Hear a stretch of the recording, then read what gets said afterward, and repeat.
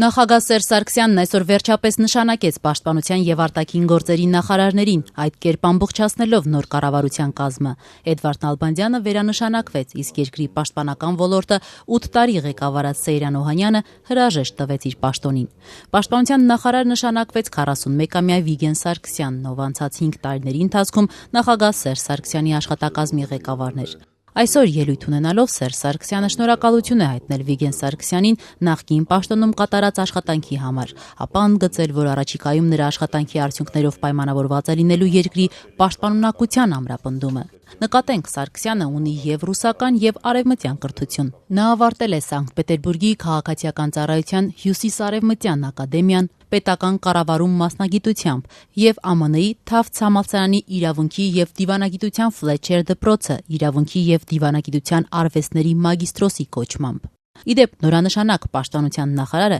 2000-ից 2003-ին ծառայել է Հայաստանի զինված ուժերում, զբաղեցնելով պաշտպանության նախարարի ռեֆերենտի պաշտոնը։ Մեկ անգամ եւս շնորհավորում եմ եւ քեզ հաջողություն եմ մաղթում եւ ավելորդ է ասել, որ քո աշխատանքի արդյունքներով է նաեւ պայմանավորված լինելու մեր երկրի առաջընթացը, վերջում խոսում պաշտպանունակության հետագա ամրապնդում։ Նշենք, որ այսօրվանից նախագահ Սերժ Սարգսյանի աշխատակազմը կղեկավարի Արմեն Գևորգյանը, ով մինչև վերջերս զբաղեցնում էր անվտանգության խորհրդի քարտուղարի պաշտոնը։ Հիշեցնենք, 2006-ից 2008-ը Արմեն Գևորգյանը ղեկավարել է Հայաստանի երկրորդ նախագահ Ռոբերտ Քոչարյանի աշխատակազմը։ Վստահ եմ, որ այս պաշտոնում եւս Արմեն Գևորգյանը դրսևորելու է ներկամային հատկանիշները, կարողանալու է միաստիճան եւս բարձրացնել այն հնարավորությունները, որ ունի այստեղ հավաքված կոլեկտիվը եւ մեր պետությունը ընդհանրապես։ Վստահեցնում եմ, որ ինձանից կախված ամեն ինչ արվելու, որպեսզի այս ինստիտուտի դերն ու նշանակությունը միշտ բարձր լինի։ Թե ինչու նախագահ իշխող հանրապետականի ղեկավար Սերժ Սարգսյանը որոշեց Սեյրան Օհանյանին փոխարինել Վիգեն Սարգսյանով, հանրապետականի խոսնակ, ազգային ժողովի փոխնախագահ Էդուարդ Շարմազանովն Ազատության հետ զրույցում ասաց, թե 21-րդ դարում կարևոր է, որպեսզի պաշտպանության նախարարը լինի քաղաքացիական անձ։ 21-րդ դարում մեր պետության համար առաջնային է, որպեսզի պաշտպանության նախարարը լինի ոչ թե զինվորական, այլ քաղաքացիական անձ, եւ նաեւ դրանով է պայմանավորված եղել, որ քաղաքացիական անձ լինի պաշտպանության նախարար, որը կզբաղվի ռազմական դիվանագիտությամբ, սոցիալական հիմնախնդիրներով, ազատամարտիկների հիմնախնդիրներով, ոչ թե ուղիղ կզբաղվի պես ասած զինված ուժերի մարտունակությամբ, դա գլխավոր շտաբի լիազորություններ են, այլ կզբաղվի այդ գործունեությամբ։ Եվ իմ սուբյեկտիվ կարծիքն է, սա չի նշանակում, որ Սեյրան Օհանյանը վատ է աշխատել, մենք մշտապես շատ բարձր ենք գնահատել պարոն Օհանյանի ծառայությունները եւ մեր բանակում եւ Արցախում, նա Արցախի հերոս է, հարգանքի արժանի ազնվորություն եւ կարծում եմ, որ Վիգեն Սարգսյանը շատ լավ ճանաչելով պարոն Վիգեն Սարգսյանին, համոզված եմ, որ նա լավագույնս կիրականացնի այն լուրջ գործառույթները, որը դրվելու են նրա վրա, որովհետև 21-րդ դարում, օրինակ տեսեք, նույն Վրաստանում,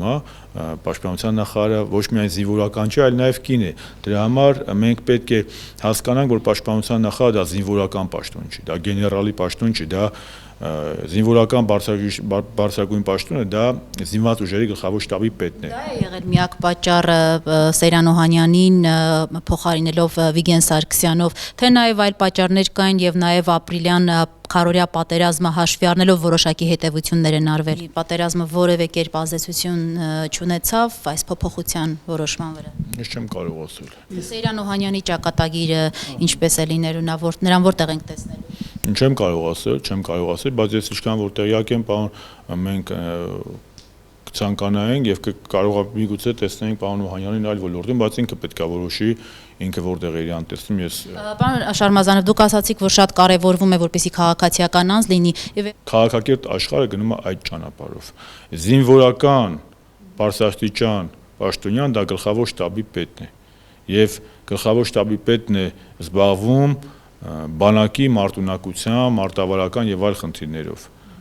Իսկ պաշտպանության նախարարի ֆունկցիաները այլ են։ Եվ կարծում եմ, որ պարոն Վիգեն Սարգսյանը, ոչ թե կարծում եմ, շատ լավ ճանաչելով Վիգեն Սարգսյանին, կարող է լավագույնս իրականացնել այն պարտավորությունները, այն լիազորությունների շրջանակում, որի վրա դրել է Հայաստանի Նույնիսկ պատերազմական շրջանում, ի վերջո մենք անդադ պատերազմական վիճակում Եվ երկրորդ մեթիժն եմ ուզում ձեզ տալ, կարևոր, որ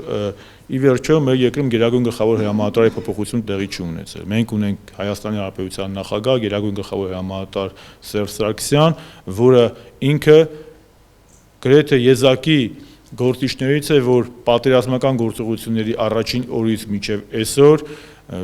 գիտի ինչ է կատարվում բանակում, բանակը գիտի ուղղությունով եւ Աստված մի արասը, եթե կլինի պատերազմական գործողություններ, բանակը եւ հասարակությունը ապահով ձեռքերում են, որովհետեւ գերագույն գլխավոր հրամանատարը չի փոխում։ Եվ վերջին հարցը, արտգործնախարարը վերանշանակվել է, այս որոշումը ինչով է պայմանավորված։ Պայմանավորված է նրանով, որ Հայաստանի Հանրապետության արտաքին քաղաքական վեկտորը փոփոխություններ չի կրելու։ Ի վերջո ինչու չէր նաշ, եթե վերանշանակվել էր, ինչու անմիջապես չէր վերանշանակվում։ Կարծես թե այստեղ ինչ որ խնդիրներ կային նաև փոփոխության։ Եթե վարչապետը հրաժարական է տալիս, պետք է միանգամից նաև կառավարության անդամները հրաժարական տան, իսկ պարոն Նալբանդյանը Հայաստանում չէր։